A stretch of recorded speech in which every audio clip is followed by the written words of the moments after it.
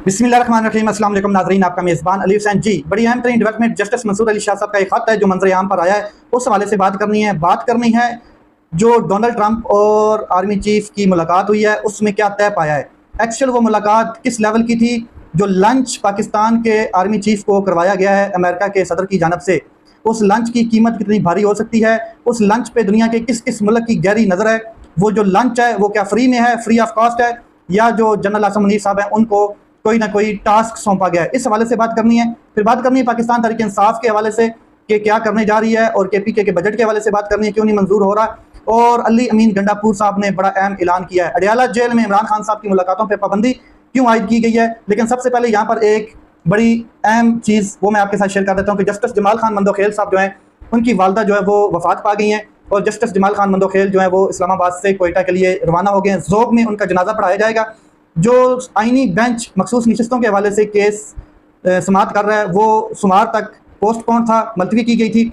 शायद अब ये सोमवार से बात आगे चली जाए, क्योंकि जस्टिस जमाल खान मंदोखेल साहब जैसे हाजिर होंगे तो ये समात मुकर्रर की जाएगी। लेकिन यहाँ पर मैं आपके सामने एक रख देता हूँ चीज़ के आइनी बेंच की जो मुद्दत में तोसी का मामला है, इस पर जस्टिस मंसूर अली शाह साहब का एक खत है वो सामने आया और उसमें उन्होंने बिल्कुल मुखालफत की है। जस्टिस मंसूर अली शाह साहब का खत जस्टिस मंसूर अली शाह साहब का 19 जून के इजलास से पहले का लिखा खत सामने आया है। ये 19 जून का जो इजलास होना था इससे पहले एक खत जस्टिस मंसूर शाह साहब लिख चुके थे।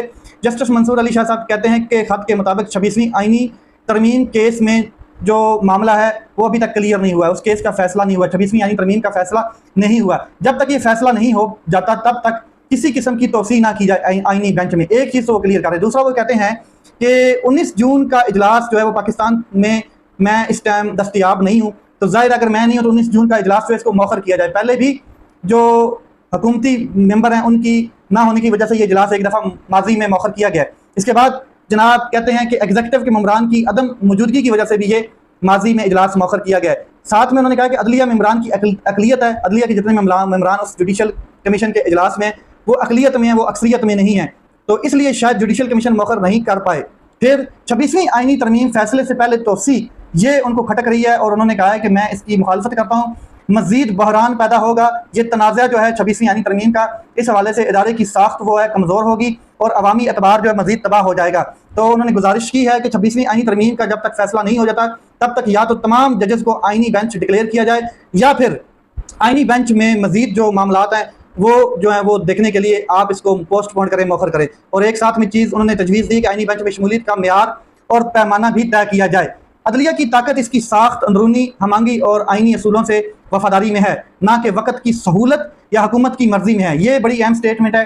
जस्टिस मंसूर अली शाह साहब कह रहे हैं कि ये वक़्त की जो सहूलत है, सहूलतकारी की गई है, या हुकूमत की जो मर्जी है, इसको सामने रख के जो अदलिया का मेयार है इसको बर्बाद कर दिया गया है। अदलिया का जो पैमाना है उसको तोड़ दिया गया है, इंसाफ के पैमाने को तोड़ा गया है बिल्कुल। हालांकि हुकूमत और सहूलत जो है इसको सामने नहीं रखा जा सकता, इंसाफ के जो वैल्यूज़ हैं उनको सामने रखना होता है। तो जस्टिस मंसूर अली शाह साहब ने बड़ी अहम स्टेटमेंट दी है कि जब तक 26वीं आइनी तरमीम का फैसला नहीं हो जाता, क्योंकि इससे इदारे की साख्त कमज़ोर हुई है, अवाम का एतबार जो है वो ख़त्म हुआ है इदारे से, और अभी भी इसी किस्म का मामला चल रहा है। किसी को कुछ समझ नहीं आ रहा कि क्या करना है क्या नहीं करना है, और फिर जजेस इसमें तोसी करके ऐड किए जा रहे हैं।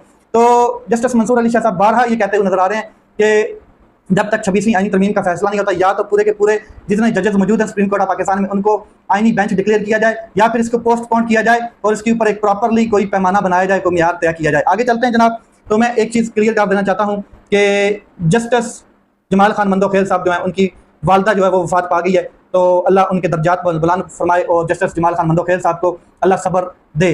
जब वो वापस आएंगे तो ज़ाहिर फिर आइनी बेंच का हिस्सा मखसूस नशिस्तों के केस में वो दोबारा अपीयर हो जाएंगे। अब चलते हैं डोनाल्ड ट्रंप और आर्मी चीफ की मुलाकात के हवाले से बड़ी जो पेशन गोइयाँ, बड़ी क्या सराइयाँ, स्पेकुलेशंस, रोमर जो फैले हुए हैं उनके हवाले से। लेकिन इस मुलाकात के बाद गुलामी का जो नया तोप गले में डाला है पाकिस्तान हुकूमत ने, और जो खुशामदी की है वो ये है कि जब जो डोनाल्ड ट्रंप हैं, डोनाल्ड ट्रंप ने पाक भारत कशीदगी में बड़ा सालसी का किरदार अदा किया है। इसलिए हुकूमत वक्त शहबाज हुकूमत फार्म 47 के प्राइम मिनिस्टर ने ये बड़ा इनाम दिया है, और वो ये इनाम है कि इनका जो नाम है डोनाल्ड ट्रंप का, वो नोबेल जो अमन पीस नोबेल अमन जो है इनाम उसके लिए नामजद कर दिया गया, यानी कि नोबेल प्राइज़ के लिए, पीस फॉर पीस के लिए नामजद किया गया। ये पाकिस्तान हुकूमत की जानब से गिफ्ट दिया गया है। गिफ्ट है, खुशामद है, या गुलामी है, ये आपके सामने, आप इसको मजीद एक्सप्लोर कर सकते हैं, अपनी डेफिनेशन तैयार कर सकते हैं, सच भी आपके सामने ही है। अब मैं आपको एक चीज़ क्लियर कर दूँ कि शहबाज शरीफ साहब ने ये जो अमन का नोबेल प्राइज़ जो है इनाम, इसके लिए डोनाल्ड ट्रंप को नामजद किया है। तो डोनाल्ड ट्रंप का हाथ इजराइल के ऊपर है और उसको फुल सपोर्ट कर रहा है, और इजराइल के हाथ खून से भरे हुए हैं, फ़लस्तीन के मासूम बच्चों के, गजा के मासूम बच्चों के, और ये कातिल हैं इसराइल वाले, और यहूद सारा कातिल है, और ये पुष्टपनाही कर रहे हैं डोनाल्ड ट्रंप साहब, और इनको अमन इनाम के लिए नामजद करना कितना शर्मनाक अमल है। उम्मीद है अब सबको समझ आ गई होगी कि हुकूमत पाकिस्तान ईरान इसराइल जंग में किधर खड़ी है, किधर नहीं खड़ी है। इस बात से एक चीज़ तो बिल्कुल समझ आ गई है कि ईरान के साथ पाकिस्तान कितना स्टैंड करता है, ये आपके सामने है। अगर इतना ही मजबूत स्टैंड करता होता तो फिर जब ईरान और इसराइल की कशीदगी थी तब जनरल आसम मुनीर वहाँ पर अमेरिका में ना होते। एक चीज़। दूसरा, मैं आपको एक चीज़ क्लियर करने जा रहा हूँ कि डोनाल्ड ट्रंप की ये जो मुलाकात है, इस हवाले से बड़ी जो स्पेकुलेशंस हैं वो गर्दिश कर रही हैं, वो मैं आपके सामने रख देता हूँ। एक तो अगर पाकिस्तान में DGISPR की जानब से या आर्मी की जानब से कोई स्टेटमेंट सामने नहीं आती उस मुलाकात की, या कोई भी मतलब के बयान सामने नहीं आता उस मुलाकात के हवाले से, तो मैं आपको बता दूं कि जो इंटरनेशनल मीडिया फिर पोर्ट्रे करेगा, जो अखबारात छापेंगे आर्टिकल, वो फिर मानना पड़ेंगे, उनके ऊपर यकीन करने के अलावा और कोई चीज़ रास्ता नहीं बचता है। और ये जो इंटरनेशनल मीडिया फैला रहा है कि पाकिस्तान अपनी सरजमीन अमेरिका को देने जा रहा है अड्डों के लिए, वो इस्तेमाल करेगा पाकिस्तान की सरजमीन हवाई अड्डों के लिए, और साथ में समंदर भी देने जा रहा है, ये मामला जो है ये बड़ा कशीदगी में चला जाएगा और बड़ा खौफनाक हो जाएगा। हालांकि पाकिस्तान की जानब से इसकी ना तरदीद की गई है और ना ही तस्दीक की गई है, ये जो इंटरनेशनल मीडिया के ऊपर ये चीज़ें चल रही हैं। तो मैं आपको बता दूं कि इसके ऊपर हामिद रजा खान साहब ने बड़ी अहम स्पीच की है। एक तो हामिद रजा खान साहब ने कहा कि हम पाकिस्तानी अड्डे ईरान के खिलाफ इस्तेमाल नहीं होने देंगे, और ना ही पाकिस्तान का समंदर जो है ईरान के खिलाफ इस्तेमाल होने देंगे। आप में हिम्मत है तो हुकूमती अरकान जो हैं वो एक बंदे को मोबाइल दें, जेल में जाकर इमरान खान साहब से मौक़िफ़ लाकर सबके सामने रख दिया जाए। ये भी बड़ी कीड़ा है, कीड़ा समझ लें, या एक खुजली हो रही है कि इमरान खान साहब का इसराइल के हवाले से या ईरान के हवाले से जो एक ट्वीट है वो नहीं आया। तो इसके ऊपर साहबजादा हामिद रजा खान साहब ने बिल्कुल चीज़ क्लियर की है कि आपको खुजली हो रही है, आपको कीड़ा है, आपको बहुत मसला है, तो एक काम करें, ये जो स्पीकर असम्बली है ये एक बंदे को, एक टीम को मुंतखब करे, वो अडयाला जेल में जाएं मोबाइल के साथ और इमरान खान साहब का वीडियो पैगाम लेकर आएँ। आपके सामने इसराइल का मौक़िफ़ किस तरीके से सख्त बयान होगा वो आप देख लीजिएगा। फिर आप में हिम्मत होनी चाहिए कि उस मौक़िफ़ को आप पूरी दुनिया के सामने पोर्ट्रे करें, अपने नेशनल मीडिया के ऊपर चलाएँ भी। अब ट्रंप और जो आर्मी चीफ की मुलाकात है ये इतनी नॉर्मल नहीं समझी जा सकती। इस मुलाकात के ऊपर चीन की बड़ी गहरी नज़र है। ये जो लंच करवाया गया है आर्मी चीफ को, इसके ऊपर चीन की बड़ी गहरी नज़र है, और ये जो लंच है ये फ्री नहीं हो सकता है, क्योंकि अगर बंद कमरे के अंदर इस लंच में कोई गुफ्तगू की गई है, कोई मफादात सामने रखे गए अमेरिका की जानब से, कोई ऐसी बात की गई है अमेरिका की जानब से, तो पहले तो बात है वो बाहर नहीं आई है। सदर ट्रंप की कोई भी बात बाहर नहीं आई है और ना ही आर्मी चीफ की कोई बात बाहर आई है। तो अगर कोई मफादात हासिल करने की कोशिश की गई है मादनी ज़खायर से हट के कि आप अपनी बंदूकों को दोबारा तेल लगा लें, ईरान के खिलाफ आपने हमारा साथ देना है, तो फिर भी कोई बात अभी बात सामने नहीं आई। वक्त आने के साथ साथ ये बातें सामने आएंगी, लेकिन ये लंच फ्री नहीं हो सकता। अमेरिका किसी को फ्री लंच नहीं कराता है। अमेरिका ने ना जनरल ज़िया उल हक को फ्री प्रोटोकॉल दिया था, ना मुशर्रफ को। मुशर्रफ से भी पाकिस्तान से अड्डे मांगे गए थे, पाकिस्तान से पूरा जो है ना वो इत्तेहाद मांगा गया था, पूरा प्रोटोकॉल मांगा गया था अफगानिस्तान के लिए। तो अब देखना यह है कि आर्मी चीफ वहाँ पर क्या एब्सोल्युटली यस क्या कह रहे हैं या एब्सोल्युटली नॉट क्या कह रहे हैं, क्योंकि एब्सोल्युटली नॉट कहने के लिए तो ईमान का मजबूत होना बहुत ज़रूरी है, शेर की तरह जिगर होना ज़रूरी है। बेईमान और बुज़दिल कभी भी एब्सोल्युटली नॉट नहीं कह सकता, बल्कि उसने एब्सोल्युटली यस कहना होता है। तो ये देखना है, जो लोग हमारे फील्ड मार्शल और ट्रंप की लंच पर खुशियां मना रहे हैं, तो उनके लिए मैसेज ये है कि इनको बता दूं कि अमेरिका कोई फ्री लंच नहीं करवाता।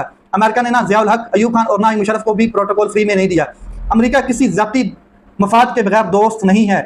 और देखना यह है कि ट्रंप ने पाकिस्तान से क्या मांगा है और पाकिस्तान से क्या चाहता है।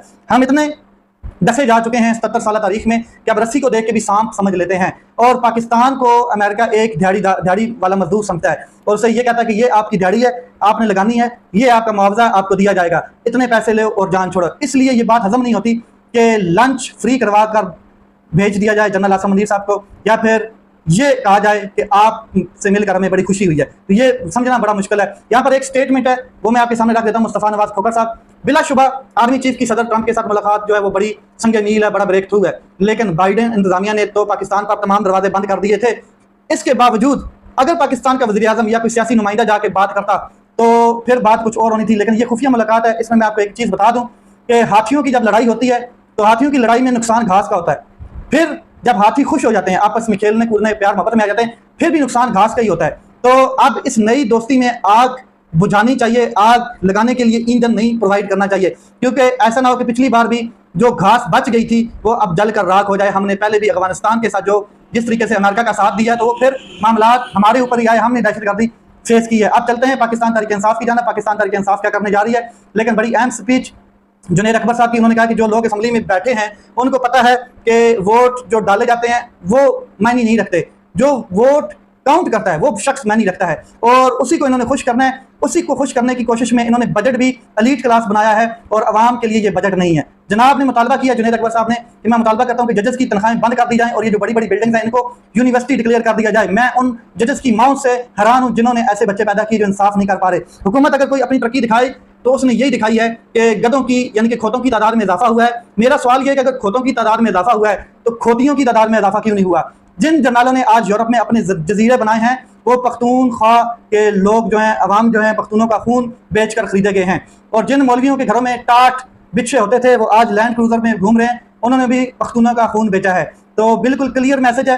और अली अमीन गंडापुर साहब ने भी क्लियर कहा है कि मैं इमरान खान साहब के मैंडेट पे बैठा हूँ, अवाम ने हमें मैंडेट दिया है। अगर फाइनेंशियल इमरजेंसी लगाकर हुकूमत टेक ओवर करने की कोशिश की गई केपीके में तो मैं असेंबली तहलील कर दूंगा। बाबर सवाती साहब जो हैं उन्होंने भी बिल्कुल क्लियर सेशन में ये बात की है केपी असेंबली में कि अभी तक हमारे सामने जो बात आई हुई है कि फील्ड मार्शल आर्मी चीफ जो है वो अमेरिकन सदर से मिले हैं, कोई सियासतदान, कोई अवामी नुमाइंदा नहीं मिला। तो इमरान खान साहब की मर्जी के बगैर ये हमारी अक्सरियत का फैसला है कि बजट मंजूर नहीं होगा। इमरान खान साहब को तो कंप्लीट आइसोलेशन में डाल दिया गया है और आप देखते हैं कि इमरान खान साहब के जो केसेस हैं वो कब दोबारा लगते हैं और फिर क्या मैसेज आता है। अपना ख्याल रखें, अपने भाई के इस चैनल का ख्याल रखें। पाकिस्तान जिंदाबाद।